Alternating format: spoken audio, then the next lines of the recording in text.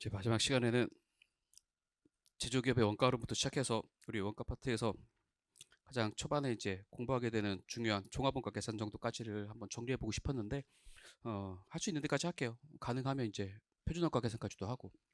제가 잠깐 쉬러 밑에 내려왔는데 저희 딸애가 문자가 왔더라고요. 톡이 왔어요. 톡이 와가지고 원래 이제 저희 딸이 그 관리형 독서실 와, 왜 이렇게 비싸? 60만 원? 아니 무슨 60만 원? 네, 한 달에 70만 원짜리도 있어. 그래서 이제 다 들어가고 나가고 이런 거 다 관리하고 뭐 벌점 줘가지고 빠지면 안 되고 이렇게 관리하는 관리형 독서실 다니거든요. 근데 이제 일요일은 프리예요. 자유야. 자율적으로 하는 거야. 그래서 문자가 왔더라고. 문자를 잘 읽어보니까 오늘은 아빠가 강의하고 오면 힘드니까 일단 업무 분장에 대해서 말씀드리고 라이딩이 저희 업무 분장이거든요. 와이프도 이제 직장 다니 맞벌이니까 업무 분장이 돼 있어요. 여러분 한번 들어봐. 나의 업무 분장과 우리 와이프의 업무 분장. 내 업무 분장 뭐야? 라이딩.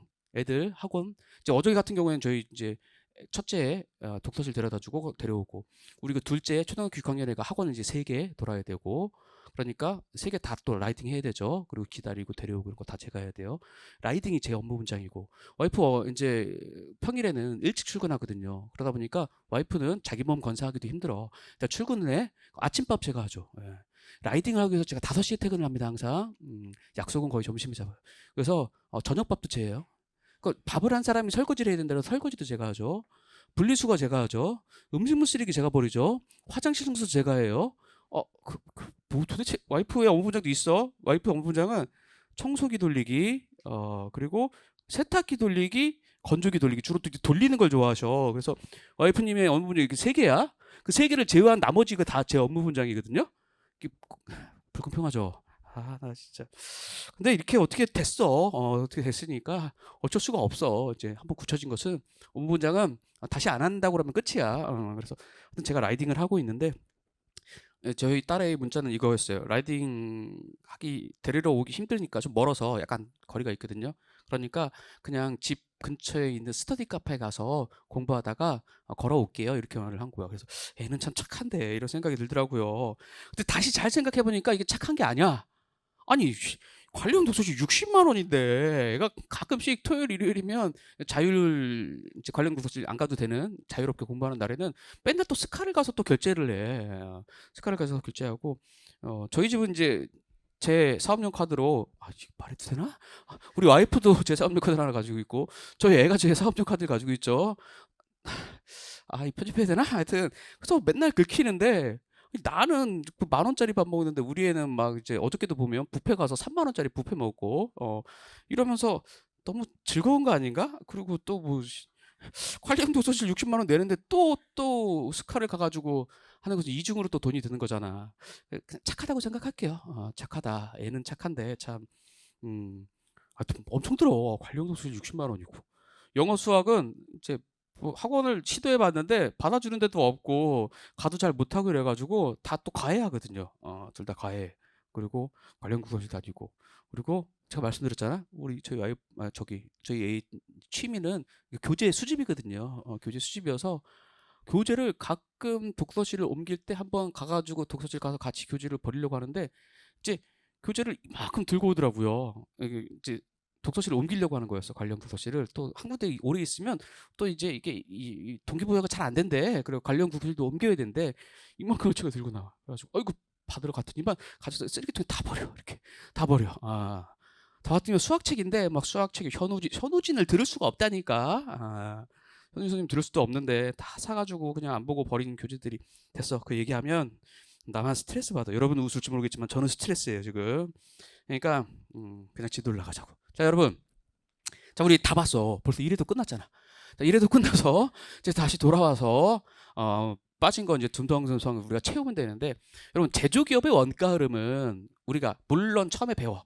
우리 맨 처음에 우리 기본과정 가면 이제 회계학이란 무엇인가 이런 것부터 또 배우죠. 안 나오잖아 시험에. 안 나오고 우리가 재무회계랑 관리회계를 뭐 이제 비교하죠. 뭐 원가회계랑 관리회계를 뭐 관계가 어때 이런 거 공부하죠. 안 나오잖아. 여러분의 그냥 이해도를 증진시키기 위해서 마인드를 좀 키워주려고 하는 거지 시험에 하나도 안 나오죠. 시험에 나오는 거 원가 아까 전에 방금 전에 봤었던 여러 가지 원가 분류하는 방법들 중요하죠. 이건 중요해. 공부하는데 중요한데 여러분이 정리가 계속 안 되고 있을 뿐이야. 다시 정리해 본 거고. 시험에 바로 직접적으로 나오는 첫 번째 주제는 누가 뭐래도 제조기업의 원가 흐름인데, 제조기업의 원가 흐름은 하나의 주제로 나오기 때문에 더 중요하지만, 또 뒤에 계속해서 우리가 원가 계산 방법들을 공부할 때 이걸 모르면 개념이 잘 장착이 안 돼요. 그래서 매우 중요한 주제잖아요. 여러분, 제조기업의 원가 흐름은 결국 이거잖아요. 직접 재료원가, 직접 노무원가, 제조 간접원가가 제조 활동에서 발생하는 제조원가의 3요소여서 얘네들을 다 합치면 단기에 발생한 총 제조 활동에서 발생한 원가야 해서 단기 총 제조 원가라고 부르는 거야. 이렇게 말을 하는 거고, 요 단기 총 제조 원가라는 게 우리는 뭐예요? 이제 어디에 집계돼요? 우리는 제조업을 영위하고 있기 때문에 그냥 상품 구입해서 파는 유통업 회사와는 달라. 직접 재료원가, 직접 노무원가, 변동 제조 간접원가가 집계되면 얘를 우리는 아직 완성시키지 못했기 때문에 제공품 계정에다가 집계할 거야. 그 다음에 얘가 완성되면 이제 우리는 그때서야 제품이라고 부르고 제품 계정에 집계해 놓은 다음에 이 중에서 우리가 팔리는 애들만 가지고 매출 원가라고 부를 거야. 이게 바로 제조기업의 원가 흐름인 거죠. 근데 이제 우리 리뷰 과정은 이제 계속해서 여러분 왁구 위주로 공부할 거야. 그러니까 이거는 이제 개념을 설명하기 위한 거잖아요. 근데 우리가 문제를 풀기 위해서는 이렇게만 알아보면 된다고요. 이렇게 안 쓰시고 주로 T 계정으로 하시는 분들도 있어. 강의를 이제 기본 과정에서 T 계정을 가지고 공부하시는 분들도 있지만 결국 문제 풀 때는 굳이 그렇게까지 T 계정은 필요 없다. 제조기업의 원가로 문제. 이렇게 생각하면 되는 거죠. 얘네 세 개 다 합치면 우리 단기 총 제조원가라고 부르는데 이게 제공품 계정에 집계가 됩니다. 그래서 제공품 계정의 차변은 이렇게 돼 있는 거잖아요. 기초제공품 더하기 단기 총 제조원가. 그런데 대변은 뭐예요? 기말 제공품과 뭐예요? 완성된 단기 제품 제조원가. 그래서 사실상 단기 총 제조원가에다가 기초제공품 더하면 차변이 되는 것이고, 그렇죠? 거기서 제공품 계정의 대변에는 기말 제공품과 단기 제품 제조원가가 있는데 우리 기말 제공품을 빼주면 나머지가 단기 제품 제조원가야. 이렇게 계산하는 거죠. 그래서 다 더해서 기초제공품 더하고 기말 제공품 빼주면 단기 제품 제조원가야. 이렇게 그냥 계산하는 거죠. 그럼 여기까지 이제 단기 제품 제조원가를 계산했어요. 제품 계정으로 넘기겠죠. 제품 계정에 우리가 T 계정에 차변은 이렇게 되어 있는 거죠. 기초에 있었던 제품이 있었어. 전년도에 만들었는데 아직 팔지 못한 애죠.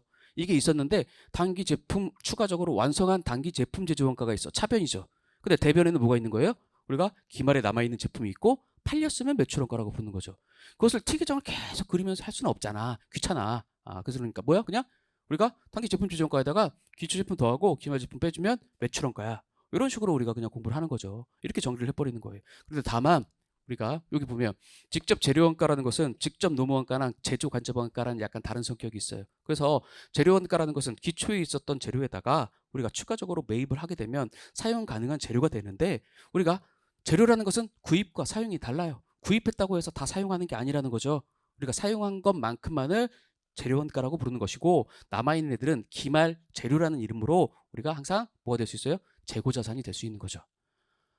근데 여러분 이제 항상 주의해야 될 게, 이게 시험이 쉽게 나오면 그런 것까지 물어보지 않는데 어렵게 나오면, 아까 전에 봤죠? 우리 여기 제가 어디 써놨는데, 써놨나? 써놨네. 여러분, 우리 재료라는 것은 항상 재료라는 것은 이게 직접 추적할 수 있으면 직접 자료 보셔서 직접 재료원가라고 부르지만, 간접 재료원가라는 게 있잖아요.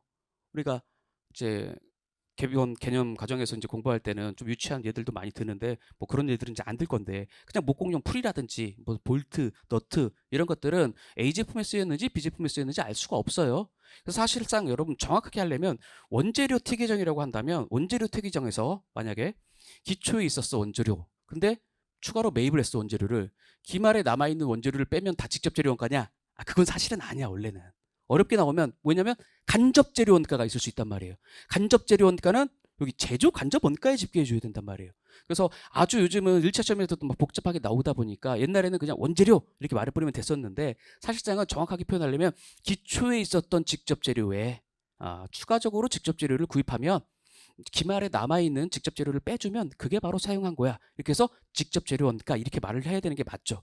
근데 실제 시험에 보면 시험장에서도 그냥 시험 실제 기출 문제 자체가 그냥 원재료로 나와버려. 그래서 기초 원재료에다가 단기에 구입하고 기말에 원재료 남아있는 거 빼주면 우리가 직접 재료 원가야. 이렇게 나오는 기출 문제들이 그냥 그렇게 나와버리니까 혹시나 우리가 간접 재료 원가가 있는 문제라고 한다면 항상 이 제조 간접 원가에 별도로 더해줘야 된다는 걸 우리가 좀 알고는 있어야 돼요.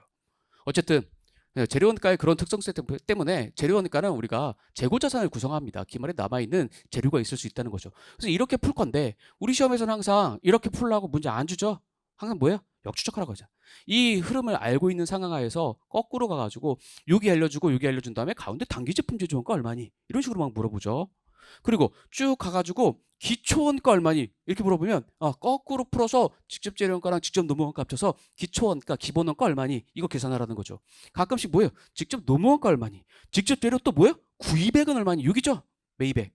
얘 얼마큼 구입했니? 이렇게 물어본다고요, 문제들은. 그리고 거꾸로 가는 가정이라고 한다면 항상 이쪽에 뭐예요? 우리가 매출원가를 그냥 알려주는 게 아니라 야 올해 매출액은 얼마였는데 매출 총이익률은 얼마였어? 이렇게 말을 해주는 거죠. 그럼 이것은 매출액과 매출 총이익률을 알려주는 것은 우리가 매출 원가율을 알려준 것이니까 매출액에다가 매출 원가율을 곱하면 매출 원가를 우리가 알 수 있는, 또는 뭐예요? 매출 원가의 130%를 가산한다. 120%를 가산한다. 그래서 매출액은 얼마였다. 이렇게 말하면 1.2나 1.3으로 나눠줘야지만 매출원가가 나오는, 이렇게 계속해서 꼬아서 문제를 내는 거죠. 문제가 어떤 식으로 구성되는지, 그 왁구가 우리가 준비한 왁구에다가 어떻게 적용할 것인지 이런 것 위주로 리뷰를 계속 진행할 거예요. 그래서 그런 식으로 문제 푸는. 자, 여러분 제조원가와 비제조원가를 구분하는 것을 계속해서 물어보죠. 우리 자료들을 막 지저분하게 줘. 우리 기본적인 전제가 있어. 여기 직접 재료원가, 직접 노무원가, 제조간접원가 이렇게 집계하는 것은 단기총 제조원가라고 집계한 다음에 여기까지 가는 과정은요, 우리가 제시된 자료들이 전부 다 제조원가여야 돼요. 근데 비제조원가 자료를 막 넣는 거죠. 비제조원가 자료를 어떻게 줘요? 본사에서 발생했다고 하면서 주죠. 그럼 그것들은 비제조원가이기 때문에 여기 이 제조기업의 원가 흐름에 들어가지 않아요. 그렇죠? 그래서 제조원가랑 비제조원가를 구분하는 문제들을 계속 주죠. 그리고 자, 판관비 자료를 준다고. 그래서 우리가 공장과 본사라는 이름으로 보통 자료를 제시하죠. 자, 기본원가와 가공원가를 이제 구분해내는 거. 많이 나오는 것들이 여러분, 재료원가의 경우에는 우리가 직접 계산하게, 구입과 사용이 달라서 계산하게 하는 문제들이 많이 나오고, 여러분 이런 것들이 많이 나오잖아. 직접 노무원가랑 제조간접가 두 개 합쳐서 우리가 가공원가, 전환원가라고 부르는 건데 항상 둘 중에 하나의 자료를 알려주는 거죠. 얘가 5만 원이야. 그런데 이 제조간접원가 5만 원은 뭐냐면 가공원가의 50%야. 가공원가의 50%에 해당하는 금액이 제조간접원가인데 그 금액이 5만 원이야. 이렇게 알려주는 거죠. 그럼 뭐야? 얘가 둘 합쳐서 가공원가인데 얘가 50%면 얘가 50%란 뜻이잖아요. 그래서 여기서는 그냥 직관적으로 얘가 5만 원이니까 얘도 5만 원이야 이렇게 알 수 있지만, 이런 비율들이 3대 7로 나온다든지 뭐 2대 8로 나온다고 한다면 우리 항상 어떻게 하는 거야? 원칙적으로 하려면 5만 원을 0.5로 나눠줘요. 그래서 가공원가 전체 금액이 얼마인지를 계산해. 그 다음에 다시 50%를 곱해서 우리가 직접 노무원가가 얼마인지, 이렇게 둘 간에 가공원가 간의 관계를 가지고선 계속해서 물어보는 이런 유형으로 계속 물어보죠. 또 보면 여러분 노무원가 가지고 많이 이제 물어보는 것들인데, 발생주의로 우리가 원가를 집계해야 되기 때문에 자료를 현금주의로 줘놓고선 발생주의로 바꿔줘봐, 이런 유형의 문제들을 많이 제공을 하잖아요. 그래서 야, 노무원가가 현금으로 얼마가 나갔어. 그런데 선급한 금액이, 기초에 선급한 금액이 얼마, 기말에 선급한 금액이 얼마, 미지급한 금액이 얼마, 이런 걸 가지고 우리가 더하고 빼고 해가지고 니들이 발생주의로 전환시켜봐, 이렇게 문제를 많이 내죠. 우리 항상 그러면 현금주의에 있었던 금액이 얼마 있으면 이걸 가지고 발생주의에 의한 금액으로 노무원가로 바꿔주는 과정은 이 선급, 미지급 얘네 둘만 보면 되는 것이고 기초와 기말 보면 되는 것이니까 2x2여서 4개의 상황인데 이 중에 딱 한 놈만 패면 되는 거잖아. 항상 하나만 생각하면 되죠. 기초와 기말은 항상 반대의 영향을 미치고 미리 준 돈과 주지 않은 돈은 반대의 영향을 미칩니다. 그래서 가장 쉬운 거, 미지급한 거 기말에 남아있어. 야, 이 일을 시켜놓고선 돈을 안 줬어. 그렇다고 해서 노무원가가 발생 안 한 거야? 내년에 반드시 줘야 돼요. 그러니까 일은 오래 했기 때문에 여기 미지급했는데 기말에 미지급한 금액이 남아있으면 여기 현금주의 이 금액에 포함이 안 돼 있을 거예요. 현금으로는 안 줬으니까. 그러니까 당연히 더 해줘야겠다 이렇게 생각하는 거죠. 이거 하나 아는 순간 나머지는 그냥 채워지는 거잖아. 왜냐면 선급과 미지급은 반대니까 플러스면 마이너스야. 기초와 기말은 반대니까 마이너스면 플러스야. 선급과 미지급은 반대니까 플러스니까 마이너스야. 그냥 하나만 생각하면 되는 거죠. 여러분 선급한 금액, 기초에 선급한 금액이 있어. 기초에 선급했다라는 것은 전년도에 기말에 벌써 선급했다는 거죠. 그럼 전년도에 벌써 우리가 줬던, 기초에 선급한 거니까 그렇죠? 전년도에 벌써 준 돈이에요. 전년도에 벌써 줬는데 일은 올해 하는데 전년도에 미리 줘버린 거예요. 그렇죠? 그러면 우리 당해 연도에 지급하는 금액에는 없겠지만 일은 당해 연도에 할 거니까 전년도에 벌써 선급한 금액을 당해 연도의 비용으로 인식해야 된다고. 일을 한 건 지금이니까 올해니까. 그래서 더해줘야 된다는 거죠. 어쨌든 한 돈만 패면 돼요. 나머지는 우리가 이런 식으로 우리가 해서 발생주의로 전환시켜주면 되겠죠. 자, 여러분, 요거를 개별원가 계산 요거를 나중에 다음 시간에 보고 이걸 볼게요. 우리 아까 전에 정상원가 계산에서 지금 정상원가 계산에서 제조간접원가만을 우리가 예정 배부하는 정상원가 계산을 생각해 보면 이렇게 배부액과 실제 발생한 금액이 달라서 이런 식으로 우리가 제조간접원가 예정 배부된 금액을 실제 발생한 금액으로 바꿔주는 과정에서 조정하는 방법을 4가지를 공부했는데, 자, 요게 많이 나오고 또 많이 나오는 게 우리 이 방금 전에 공부했었던 제조기업의 원가 흐름과 정상원가 계산을 묶어가지고 자료들을 이런 식으로 주고 나서 문제 풀게 하는 것들이 자주 나오죠. 그럼 요 왁구에서 한번 보면 이런 거예요. 문제가 이렇게 나온다고. 야, 기초제품이 있었어. 근데 그 기초제품은 전년도의 기말 제공품으로서 벌써 뭔가 좀 작업을 했어요. 그러니까 전년도의 기말 제공품으로서 원가를 받아서 넘어왔어. 그래서 기초제공품은 항상 뭐예요? 기초에 얼마의 원가를 가지고 넘어옵니다. 이렇게 가지고 넘어오죠. 기말 제공품으로서. 그런데 얘는 그러면 작업 넘버 1인데 얘는 이제 추가적으로 올해 계속해서 작업을 하는 것이고, 올해 착수해가지고 작업을 하는 애는 작업 넘버 2와 작업 넘버 3번이야. 이렇게 자료를 주죠. 그럼 작업 넘버 1, 2, 3을 올해 가공을 했는데 그 중에서 완성된 애가 1번과 2번은 완성됐어. 그런데 그러면 1번과 2번은 완성됐으니까 3번은 자연스럽게 1번, 2번 완성됐다는 표현이 있는 동시에 3번은 완성시키지 못했다는 뜻이에요. 그래서 항상 그냥 작업 넘버 3번은 착수했는데 완성시키지 못했으니까 얘를 기말 제공품으로 보는 거죠. 우리는 기말 제공품으로 보는 겁니다. 여기 집계된 가액이 바로 기말 제공품 가액이죠. 기말 제공품 가액이에요. 그런데 자, 1번과 2번은 완성시켰습니다. 여러분, 1번과 2번은 완성시켰으니까 1번과 2번은 원래 구분해 보면 얘들은 제품이에요.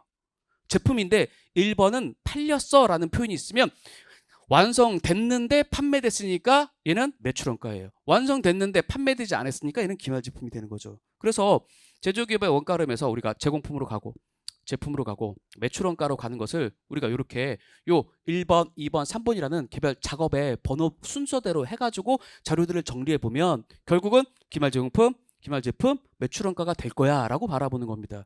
그러면 기초제품이 가지고 있는 이 원가는 전년도에 발생한 원가야. 근데 받아서 넘어온 거죠.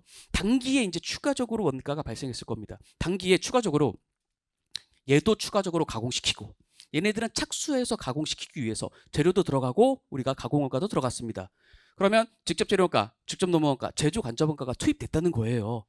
그러니까 여기다가 쓰는 요 원가는 뭐냐면 여러분, 이 기초제공품이 가지고 있는 원가랑은 다른 거야. 단기에 투입한 원가예요. 그런데 단기에 원가를 투입할 때 우리가 정상원가 계산을 사용하고 있으면 직접 재료 원가와 직접 노무 원가는 실제 발생한 금액으로 우리가 집계를 할 텐데, 추적을 할 텐데, 우리 여기 제조 간접원가는 예정 배부된 금액으로 들어가 있겠죠.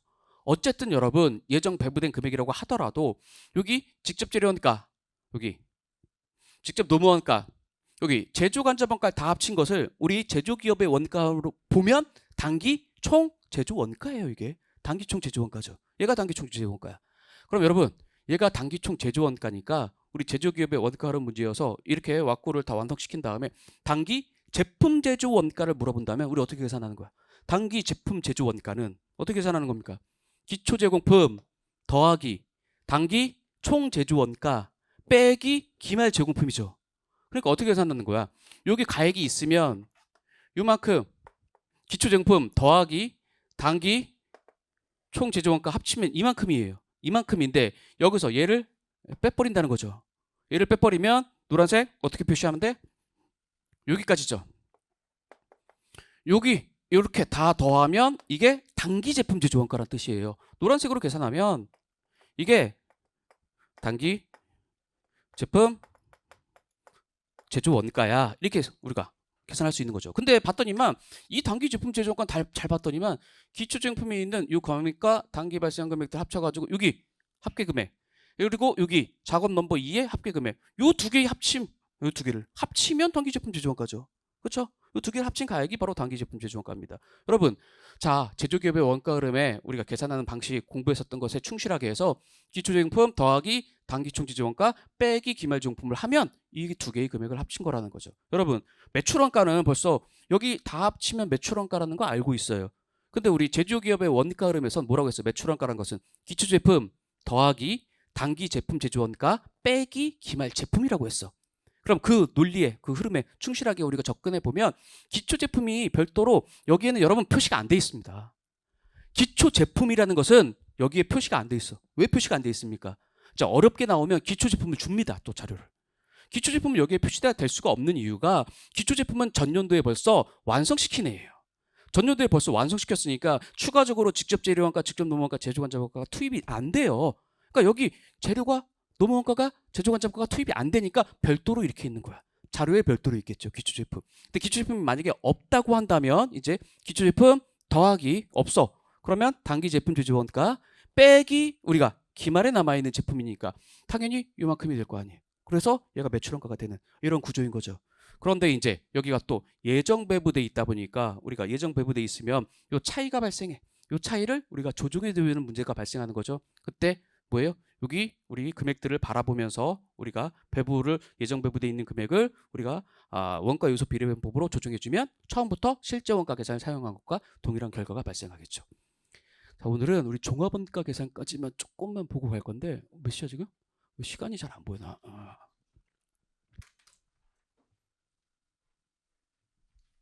오늘 전반적으로 보는 날인데 좀 어려운 주제들을 몇 가지만 좀 다시 머릿속에 기본 개념까지만 정리하고 간다고 생각을 하시면 돼요. 종합원가 계산까지만 조금 볼 건데, 자, 종합원가 계산 아까 전에 전반적인 것은 설명을 드렸고 왁구도 그래서 선입선출법의 기본 왁구를 설명을 드렸어요.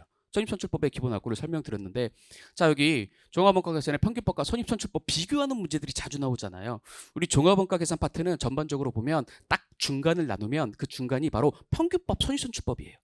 처음에부터 시작해가지고 우리 기본적인 개념들을 이해하고 환산량의 개념을 좀 이해하고 그리고 평균법, 선입선출법의 왁구를 익혀 그리고 평균법, 선입선출법을 비교하는 문제들이 자주 나온단 말이에요. 여기까지가 문제 나오는 것의 절반 정도. 나머지 뭐예요? 이제 연속공정은 자주 나오는 주제는 아니지만 좀 어렵고 그 다음에는 공손품이 있는 상황으로 들어가는 거잖아요. 그러니까 공손품이 나오면 여러분은 이제 싫다 이렇게 그냥 싫어 이러고 마는 거죠. 그래서 평균법과 선입선출법 비교하는 것을 잘해야지만 뒤에 과정도 계속해서 수월하게 넘어갈 수 있습니다. 여러분 선입선출법을 먼저 볼 건데 선입선출법이라는 것은 항상 이렇게 기초 제공품이 무조건 완성되는 거야. 그리고 단기에 착수한 물량들 중에서 일부가 완성되는 것이고 착수한 물량이 무조건 기말 제공품으로 가는 거야. 이렇게 바라보는 게 우리 평균법, 이제 선입선출법 중에 선입선출법의 물량 흐름을 원가 흐름과 일치시킨 원가 흐름 계산 방법이에요. 그러면 우리 항상 재료원가랑 가공원가로 나누었을 때 여기 착수량, 착수해서 완성된 애와 기말 제공품으로 남아있는 애들은 우리가 여기 적는 요 란에 적는 숫자가 평균법과 정확하게 일치할 수밖에 없어요. 여기 투입 시점에 따른 환상량, 기말제공품, 수량에다가 완성도. 여러분 이거 숫자로 보자. 안 되겠다. 숫자로 볼게요. 숫자로 아까 전에 했었던 예를 가지고 다시 한번 보면요. 기초 100개가 있었어. 근데 얘가 40% 전기까지 완성시켰습니다. 착수를 우리가 900개를 했어요. 근데 완성됐어. 완성된 게 900개가 있고 기말 제공품으로 우리가 100개가 남아 있습니다. 우리 항상 얘네들 완성도를 옆에다 이렇게 적어주는데 이것을 우리 평균법으로 우리가 문제를 푼다고 한다면 원래는 평균법은 이렇게 적잖아요. 그냥 야 완성된 거 900개 이렇게 한 번에 적을 거죠. 근데 얘를 완성된 거 900개 이렇게 안 적고 이렇게 적을 거야. 똑같이 선입선출법처럼 기초 100개 그리고 착수해서 완성한 애가 800개야. 그리고 기말 제공품으로 남아있는 애가 100개야. 이렇게 평균법으로 풀 건데 왁구를 선입선출법처럼 잡아버려요. 그냥 이렇게 잡아버려. 그럼 얘는 여기 40%고 얘는 50%입니다. 그러면 선입선출법이라는 것은 항상 뭐예요? 재료원가랑 가공원가로 나누었을 때 평균법이라는 것은 기초제품품 100개가 있지만 얘도 단기에 0%부터 시작해서 완성된 것으로 그냥 가정해버리는 거잖아요. 그래서 여기 기초를 100개를 별도로 적긴 했지만 여기다가 뭐라고 적을 거냐면 100이라고 그냥 적어버릴 거예요. 그렇죠? 그런데 여기 착수해서 완성하는 당연히 원래가 0부터 시작해서 100%까지 가내기 때문에 이렇게 적는 거죠. 기말제용품 100개는요. 0부터 시작해서 50%까지 가내니까 재료가 당연히 다 들어갔고 가공은 50개만큼만 했어. 이렇게 적는 거잖아요. 그러면 이렇게 적을 거예요. 근데 옆에다가 이제 우리가 만약에 노란색으로 선입선출법으로 이 문제를 푼다. 왁구를 똑같이 맞춰놨으니까 선입선출법으로 문제를 푼다고 한다면 옆에다 이제 노란색으로 환산량을 선입선출법으로 풀 때의 환산량을 기재해 볼 거예요. 그러면 얘 어떻게 할 거야? 재료가 초기에 들어가니까 선입선출법에서는 얘를 어떻게 적을 거냐면 야, 이 노란색이에요. 100개 있는데 재료는 벌써 전년도에 다 들어갔어. 그래서 우리 여기다가 0이라고 적을 거죠. 그리고 여기다 뭐라고 적을 겁니까? 야, 가공은 올해는 작년에 40% 했기 때문에 올해 가공은 60%만 할 거야. 그래서 여기 옆에다가 60개라고 적을 거죠. 지금 노란색이 선입선출법으로 환산량을 집계하는 과정이잖아요. 자, 여기 여러분 그냥 800개라고 적을 거예요. 여기다가 800개라고 적을 거예요. 기말제용품 똑같아. 100개 있는데 재료가 초에 들어가. 얘는 0부터 시작해서 50%까지 가네요. 뭐예요? 여기다가 100이라고 적을 거예요. 여기다가 뭐라고 적을 거예요? 똑같이 50이라고 적을 거예요. 여러분 똑같죠? 같다고요. 같아요. 우리 평균법과 선입선출법의 차이는 항상 어디서 발생하는 겁니까? 기초제공품에서 무조건 발생하는 거예요. 근데 여기 기초제공품을 원래는 평균법에서 이렇게 별도로 적을 필요가 없지만 우리가 선입선출법의 와갖고 비교하기 위해서 별도로 적은 다음에 우리가 그 차이를 비교해 보면 무조건 평균법과 선입선출법의 차이는 여기서 발생하는 거죠. 그리고 그 의미를 좀 잘 알고 있어야 되죠. 뭐냐면 평균법에서는 여기다가 그냥 100이라고 전체 수량을 다 적을 거야. 100%를. 근데 여기 선입선출법에서는 0이라고 적는 건 뭐야? 일반적으로 재료가 초기에 그냥 다 들어가기 때문에 0이라고 적은 거야. 근데 여러분 이제 상황이 복잡해지면 재료가 무조건 초기에 다 들어가는 건 아니거든요. 초기에 50% 들어가고 나머지 50%는 뭐 균등하게 들어간다. 뭐 이런 복잡한 상황들을 주잖아요. 어쨌든 선입선출법에서는 요 기초용품 100개가 전년도에 재료가 몇 개만큼 들어갔고 올해 몇 개만큼 들어갔는지를 따져가지고 적는데 그냥 가장 쉽게 재료가 초기에 다 들어간다고 한다면 뭐예요? 여기 항상 0이 적힐 거예요. 재료가 초에 100%다 들어간다고 한다면 일반적으로 0이 적힐 수밖에 없다고요. 자, 여기 가공학과는요. 평균법에서는요. 그냥 처음에 0부터 시작해서 100%까지 완성시켰다고 바라보니까 100이라고 적을 건데 여기다가 뭐라고 적을 거예요? 우리가 단기에 완성시킨 완성도만큼만 기재할 거예요. 그래서 여기다가 60개라고 적을 거죠. 그러면 여러분 얘네 둘의 차이가 항상 일반적으로 뭐예요? 기초제품 수량과 일치할 거예요. 그러니까 100개라고 적고 0개라고 적어버리기 때문에 이 숫자의 차이가 그냥 기초제품 수량이 될 것이에요. 자, 여기 100개와 60개의 차이입니다. 40개의 차이가 발생하죠. 이 두 개 40개의 차이가 발생합니다. 이 40개의 차이는 뭐 때문에 발생하겠어요? 전기에 완성시킨 것만큼은 단기에 여기다 우리가 작업을 하지 않는다고 가정하고 전기에 완성시킨 것만큼 차이가 날 거예요. 그러면 여기 두 개의 차이 100은 뭐예요? 수량이고 요 40은 전기까지 완성시킨 완성도이니까 100분의 40을 하게 되면 뭐가 나와요? 항상 요 40%라는 우리가 기초제공품의 전기 완성도가 이렇게 계산되는 거죠. 그래서 머릿속으로는 그냥 재료가 초기에 다 들어갈 때만 이게 성립하는 겁니다. 재료가 초기에 다 들어간다면 우리 재료원가 측면의 평균법과 선입선출법의 우리 기초제공품 환산량 우리가 차이가 기초제공품 수량이다.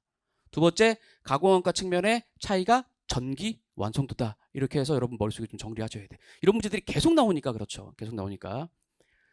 자, 그리고 뭘 정리할 거냐면 오늘 공손을 좀 할 거예요. 전공정원과 말고.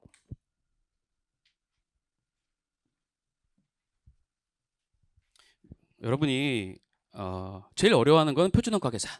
그쵸? 두 번째로 싫어하는 것은 나중에 이제 관리회계 파트에 가면 우리 성과평가할 때 뭘 싫어해요? 여러분들?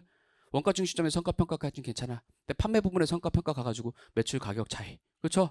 뭐 이거를 그냥 그것만 하면 되지 왜 또 이거를 그냥 귀찮게 배합 차이, 시장 점유율 차이, 시장 규모 차이 이런 거 왜 나누고 있는지 그걸 이제 두 번째로 싫어해. 일반적으로. 그렇죠? 그리고 뒤쪽에 가면 쉬운데도 불구하고 종합예산 이런 거 그냥 싫어해.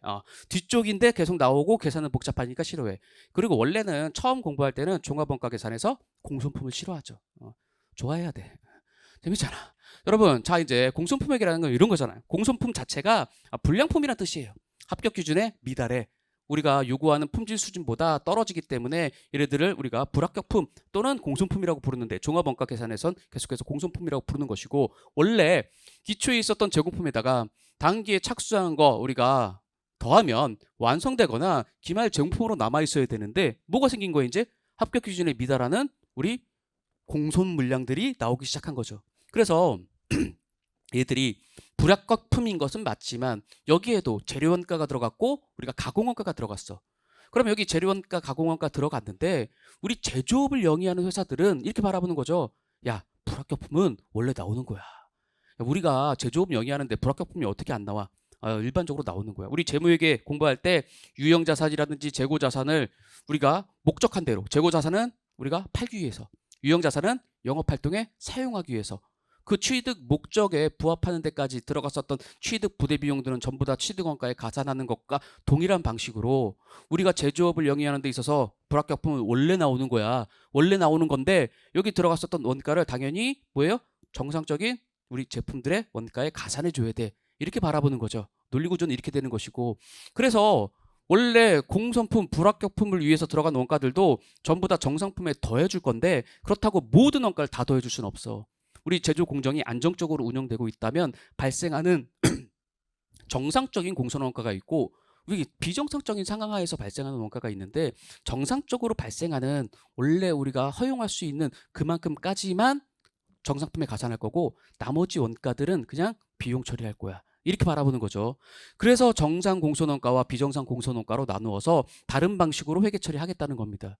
그런데 정상 공손원가와 비정상 공손원가라는 원가 금액을 계산하려면 우리는 원래 종합원가 계산에 왔고 계산한 다음에 마지막에다가 완성품 원가, 기말제품 원가 이렇게 쓰려고 했는데 거기다 이제 뭐예요? 정상 공손원가와 비정상 공손원가까지도 원가를 계산해서 얘네들을 이거는 이렇게 정상품에 보내줄 것이고 여기 비정상 공손원가는 손실 처리할 거, 비용 처리할 거다 보니까 원가를 계산해야 돼. 우리 종합원가 계산의 왁구를 잘 쳐다보면 원가를 계산하려면 반드시 물량을 별도로 우리가 파악해야 되는 거죠. 그래서 맨 첫 번째 우리 공손품 회계를 잘 하려면 물량 흐름부터 파악해야 된다. 근데 그 물량 흐름을 파악할 때 우리 두 가지 방식 있죠.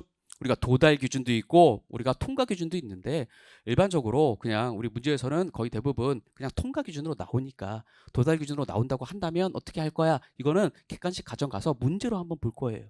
어쨌든 우리는 처음부터 시작해가지고 마지막까지 완성시키는 과정에서 검사를 언제 하고, 그렇죠? 검사를 언제 하고 기말 제공품과 기초 제공품이 언제부터 언제까지 완성시켰는지를 가지고 항상 정상 공손 수량과 비정상 공손 수량을 파악하죠. 이거 그냥 그림을 그려서 몇 퍼센트지는 쓰지 않고 기초 제공품이라는 해는 원래 전년도에 어느 정도 만들었던 애기 때문에 여기부터 시작해서 이렇게 완성시키는 게 기초 제공품인데 완성된 애죠. 우리 착수해서 완성한 애라는 것은 항상 0부터 시작해서 몇 퍼센트지를 안 쓰고 그냥 0부터 시작해서 이렇게 완성되는 애들을 착수해서 완성된 애라고 부르는 거잖아요. 그렇죠? 그런데 기말제공품은 항상 뭐라고요? 0부터 시작해서 기말제공품이 된 겁니다. 무조건 0부터 시작해서 이렇게까지 와 있는 애들을 기말제공품이라고 합니다. 얘는 당연히 완성되지 못했죠.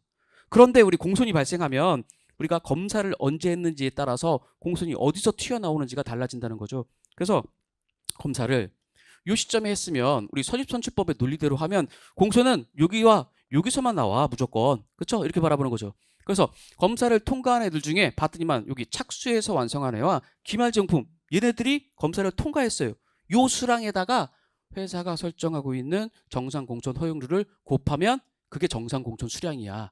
나머지 공손이 있다면 그건 비정상 공손 수량이야. 이렇게 파악하는 거죠. 만약에 우리가 검사를 이 시점에 했어요. 이 시점에 했으면 여기서도 공손이 나올 테고 검사를 했으니까 여기서도 공손이 나올 테고 여기서도 공손이 나올 거예요. 그러면 요 수량, 요 수량, 요 수량 전부 다 검사를 통과한 수량이란 뜻이야. 그러니까 이 검사를 통과한 모든 것에 대해서 곱하기 정상 공손 허용률 하면 그게 정상 공손 수량이고 나머지가 비정상이야. 이렇게 바라보는 거고. 이건 뭐야? 당연히 여기와 여기서만 나오니까 요 두 개를 합친 것에 정상 공손 허용률을 곱하면 정상 공손 수량이고 나머지는 비정상 공손 수량이야. 이렇게 파악하는 거죠. 이렇게 해서 공손 수량을 우리가 먼저 파악하고 나서 얘 왁구에다가 넣는 거죠. 그대로 넣어가지고 우리 재료원가, 가공원가 그대로 적용해서 우리 정상 공소원가와 비정상 공소원가를 계산할 수 있어. 여기까지 이제 하는 것도 짜증나는데 공손품이 처분 가치까지 있는 상황이죠. 공손품이 처분 가치가 있다는 것은 얘네들이 불합격품인 것은 맞는데 갖다 팔면 얼마큼의 가치가 있어. 자산의 정의에 부합한대요. 과거의 거래나 사건의 결과로서 미래 경제적 효익의 유입이 기대가 돼. 갖다 팔면 얼마에 팔릴지가 정해져 있어. 그럼 얘를 자산으로 인식해야 돼. 자산의 정의에 부합하니까.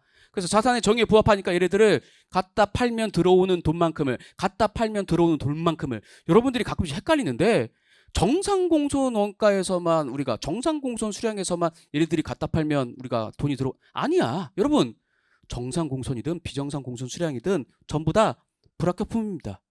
얘네들은 여러분 공장 안에서는 별도로 야 요만큼은 정상공손 수량, 요만큼은 비정상공손 수량으로 나눠놓지 않아요. 한 뿌리 있는 얘네들이 전부 다 공손이야. 근데 금액적으로만 정상공손원가, 비정상공손원가를 구분할 뿐이에요. 그러니까 정상공손 수량이든 비정상공손 수량이든 전부 다 갖다 팔면 돈이 들어와. 그럼 얘네들을 합쳐서 공손품이라는 별도의 자산으로 인식하는 거죠. 별도의 자산으로 인식했으니까 여기 정상공손원가와 비정상공손원가 계산한 거에서 빼준다는 뜻이야. 그럼 남은 애들을 순정상공손원가, 순비정상공손원가라고 우리가 부르죠. 그래서 요 이제 순정상공손원가를 우리 정상품인 우리가 완성품과 기말 제공품에 뿌려준다는 것이고, 요 순비정상공손원가는 우리가 공손손실이란 이름으로 단기에 비용 처리한다는 것인데, 여러분 마지막으로 회계 처리까지 한번 본다면 이런 거죠. 처음에 우리는 제공품 계정을 이렇게 바라봅니다. 제공품 계정인데 기초에 우리가 만들다만 제공품이 있었어요. 전년도에 만들다만 기초제공품이 있어. 단기에 착수한 물량이 있어요. 우리 가액적으로 바라보면 이 착수했다는 것을 물량을 단기에 원가로 바라보면 투입했다, 단기에 발생했다, 이렇게 바라볼 수 있죠. 그 다음에 완성되거나 원래 과거에 기말 제공품으로 남아있거나, 이게 둘 중에 하나예요. 그럼 여러분 이 제공품 계정 완성된 것 얘를 가지고 회계 처리해봐라 하면, 원래 이게 만약에 최종 공정이야, 종합원가 계산의 마지막 공정, 또는 그냥 공정이 하나밖에 없어, 그러면 종합원가 계산에서 얘를 완성품이라고 부르는데 이제 얘를 뭐라고 불러도 돼? 최종 공정 또는 공정이 단일 공정이면 얘를 제품이라고 불러도 되는 거예요. 단기 제품 제조원가 또는 제품이라고 불러도 돼. 그럼 어떻게 회계 처리할 거냐면 원래 제공품을 얼마큼 없애줄 거예요. 제공품 계정에 집계된 금액 중에 얼마 없애주고, 우리는 얘를 완성됐어, 단일 공정이야, 최종 공정이야, 그러면 얘를 이제 드디어 뭐라고 우리가 부를 거예요? 제품이라고 이렇게 부를 거예요. 그래서 제품 계정으로 제품이라는 자산을 증가시켜 줄 거죠. 이렇게 회계 처리하는 거였어. 그렇죠? 근데 공손품이 있는 상황이에요. 그럼 공손품이 있으면 이제 공손품이 발생해서 정상 공손원가, 비정상 공손원가 계산했어. 근데 공손품이 이제 처분 가치까지 있어. 그럼 그걸 또 빼줬어. 그럼 순정상 공손원가, 순비정상 공손원가 계산됐어. 또 순정상 공손원가를 뭐 이제 우리가 완성품과 기말제공품에 또 뿌려주기까지 했어. 그러면 순정상 공손원가는 사라지죠. 마지막으로 남는 것은 여러분 여기 오른쪽에 대변에 완성품과 기말제공품에 이제 추가해서 공손이 있는 상황이고 공손품이 처분 가치까지 있는 상황이라고 한다면, 여기 대변에 남는 것은 이제 공손품이라는 뭐가 남아요? 자산입니다. 이제 자산이 남을 거예요. 그리고 순정상 공손원가를 우리가 계산해 놨는데, 여기 계산해 놓은 순정상 공손원가는 완성품과 기말제공품에 뿌려졌기 때문에 여기에 플러스 알파 돼서 어차피 완성품, 기말제공품이라는 가액 그대로, 그냥 그 명칭은 그대로 있을 거예요. 그리고 여기 하나 더 있겠죠? 여기 순비정상 공손원가가 공손 손실이란 이름으로 단기에 비용 처리하기 위해서 있을 겁니다. 그러면 여러분 이제 이렇게까지 최종적으로 정리된 상황 하에서는 우리 대변을 회계 처리한다고 할 때 어떻게 하는 거예요? 제공품 없애줄 거예요. 근데 이 제공품 계정에서 없애줄 때 기말에 남아있는 이 기말 제공품을 뭐 없애주는 거야? 이건 아니야. 얘는 그냥 있는 거야. 얘 빼고 나머지를 다 회계 처리한다는 게 바로 제공품 계정의 대변을 회계 처리한다는 뜻이에요. 그렇죠?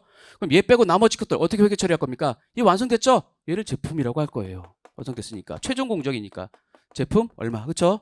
그리고 얘만 자산이 아니에요. 자산이 또 늘었어. 공손품 얘도 갖다 팔면 돈이 돼. 그래서 공손품이라는 자산을 얼마 이렇게 적을 거죠. 그리고 순비정상 공손원가가 이제 공손 손실이라는 이름으로 남아 있어요. 얘를 비용 처리할 거예요. 이제 얘네들은 둘 다 자산이 증가한 거죠. 이제 비용 증가는 어디다 적을 거야? 차변에다 적을 거잖아요. 공손 손실이란 이름으로 손익계산서에 비용 처리할 비용 금액을 그렇죠. 결정적일 때 안 나와. 예, 뭐예요? 손익계산서에 비용으로 처리할 공손 손실 금액을 여기서 우리가 기재할 거죠. 그러면 우리 모든 가장 복잡한 상황 하에서의 오른쪽 대변 우리 제공품 계정에 우리가 종합원가 계산에 공손까지 있고 공손품이 처분가치까지 있을 때의 회계 처리는 이렇게 정리할 수 있을 것이다. 요 세 개를 더한 값을 여기 제공품이 사라지는 것으로 우리가 기재를 하면 남는 금액이 기말 제공품 가액일 겁니다. 우리가 정상 공손원가, 순정상 공손원가까지 배부받은 다음에 여러분 반응을 보니까 제가 원래 오늘 이렇게 한 다음에 이것까지도 하고 좀 표준원가 계산을 조금 더 하려고 했거든요. 근데 우리 추석이라는 긴 시간이 있잖아. 그렇죠? 여러분들한테 너무 많이 때려 넣으면 지금 힘들어하는 것 같아서 괜찮았죠? 수업 전반적으로 보는 반응 괜찮았어. 여기까지만 하고 제가 이제 본격적으로 들어가서 문제를 사실은 원가관리회계는요, 여러분 문제를 반드시 같이 풀면서 공부를 해야 돼. 문제를 풀어서 개념을 이해하는 거야. 사실은 되게 아이러니하게도 문제를 잘 풀기 위해서 우리가 개념과 이론을 공부하고 그렇죠? 그 다음에 문제를 풀어봐야지만 개념과 이론이 다시 또 정립이 돼요. 어쩔 수 없이 우리 그런 과목이어서 여러분 추석 연휴에 잘 지내라는 것은 공부를 열심히 하시고 과거에 공부했었던 거 다시 한번 좀 계속해서 복습한 다음에 우리 전반적으로 이제 문제 푸는 과정으로 이제 리뷰하면서 문제 푸는 과정으로 우리 추석 끝나고 나서부터 즐겁게 다시 시작합시다. 오늘 여기까지 하겠습니다. 수고하셨습니다.